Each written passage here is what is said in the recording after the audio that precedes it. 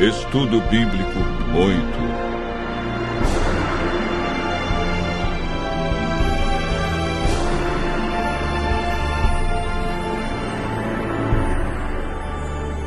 O milênio.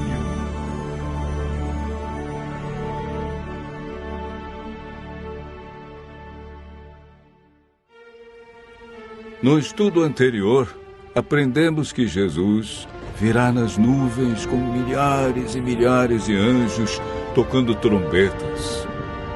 A Bíblia diz que ele vem de maneira visível, literal, e que todo olho o verá. Aprendemos que por ocasião da volta de Jesus, haverá 4 classes de pessoas na terra. A primeira é composta pelos justos mortos, que farão parte da primeira ressurreição. A segunda classe é dos justos vivos, que serão transformados e levados para o céu juntamente com os ressuscitados. A terceira classe é formada pelos ímpios mortos, que permanecerão na sepultura. A quarta classe é a dos ímpios vivos, que serão mortos pelo resplendor da glória de Cristo.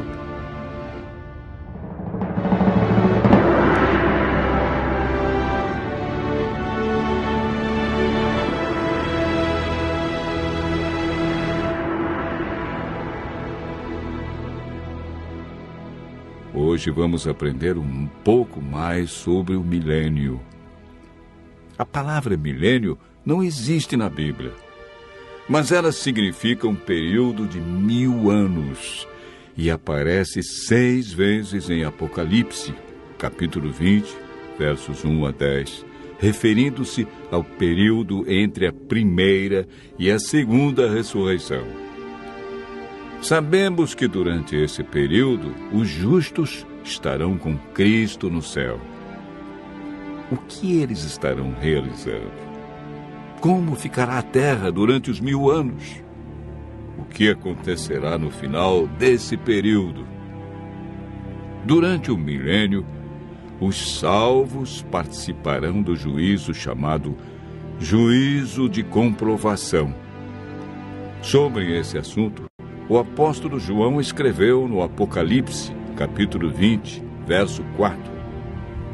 Vi também tronos, e nestes sentaram-se aqueles aos quais foi dada a autoridade de julgar.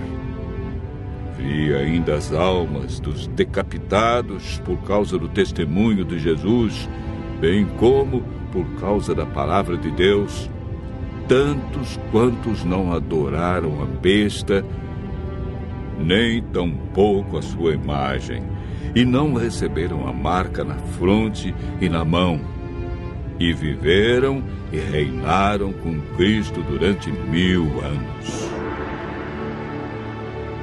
O apóstolo Paulo, em 1 Coríntios, capítulo 6, versos 2 e 3, afirma: Ou não sabeis que os santos hão de julgar o mundo?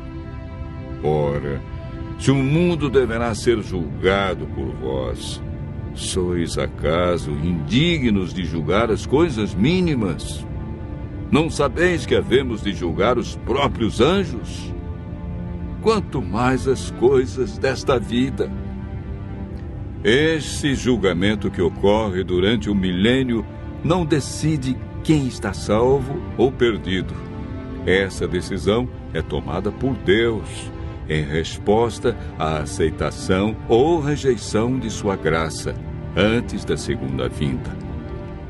Todo aquele que não participar da primeira ressurreição não terá parte na vida eterna. Esse julgamento no qual os santos participam tem o propósito de responder a qualquer questão que os justos possam ter sobre a razão pela qual os ímpios se perderam, confirmando o veredito de Deus sobre eles.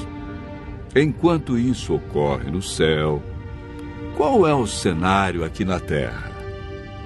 O profeta Jeremias, no capítulo 4, versos 23 a 26, e capítulo 25, verso 33, responde da seguinte maneira: olhei para a terra, e ei-la sem forma e vazia. Para os céus, e não tinham luz. Olhei para os montes, e eis que tremiam, e todos os outeiros estremeciam. Olhei, e eis que não havia homem nenhum, e todas as aves dos céus haviam fugido. Olhei ainda, e eis que a terra fértil era um deserto, e todas as suas cidades estavam derribadas diante do Senhor, diante do furor da sua ira. Os que o Senhor entregar à morte naquele dia se estenderão de uma a outra extremidade da terra. Não serão pranteados, nem recolhidos, nem sepultados. Serão como esterco sobre a face da terra.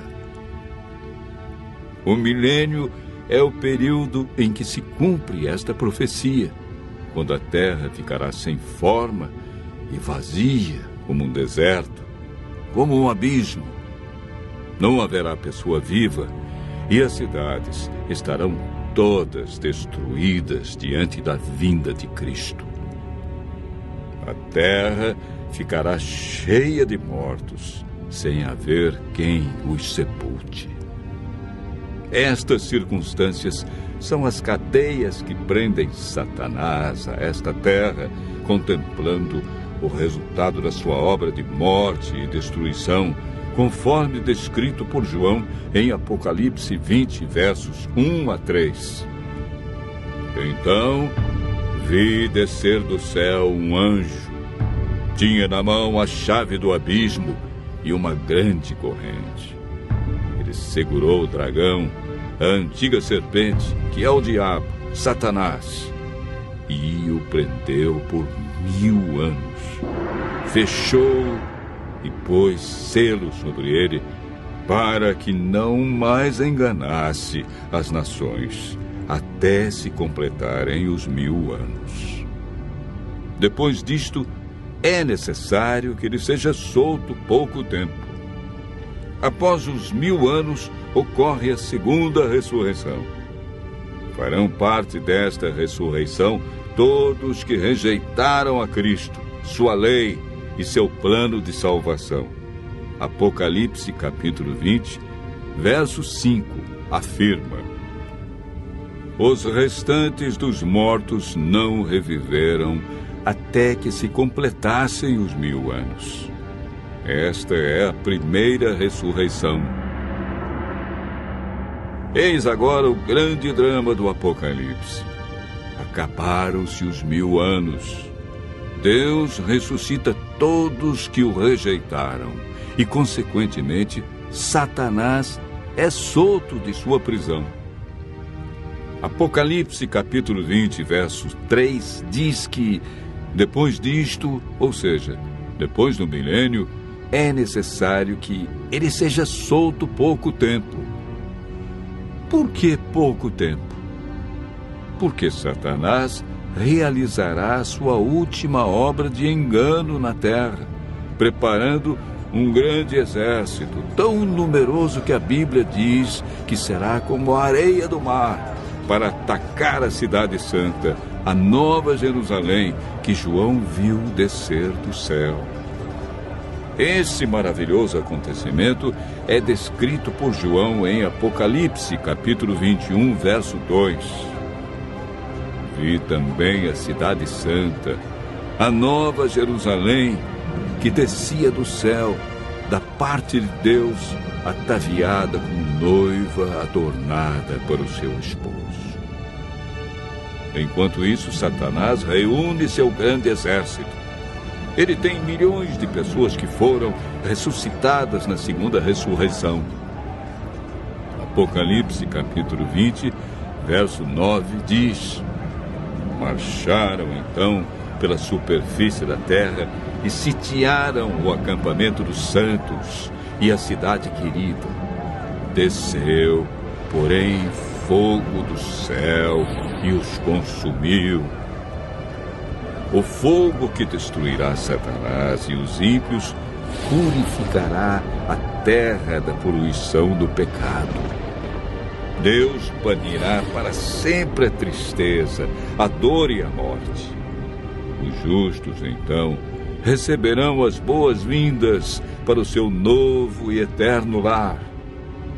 Nunca mais pecado, e nem pecadores, dor, sofrimento ou morte. Continue ouvindo a voz de Deus e se preparando para um novo céu e nova terra.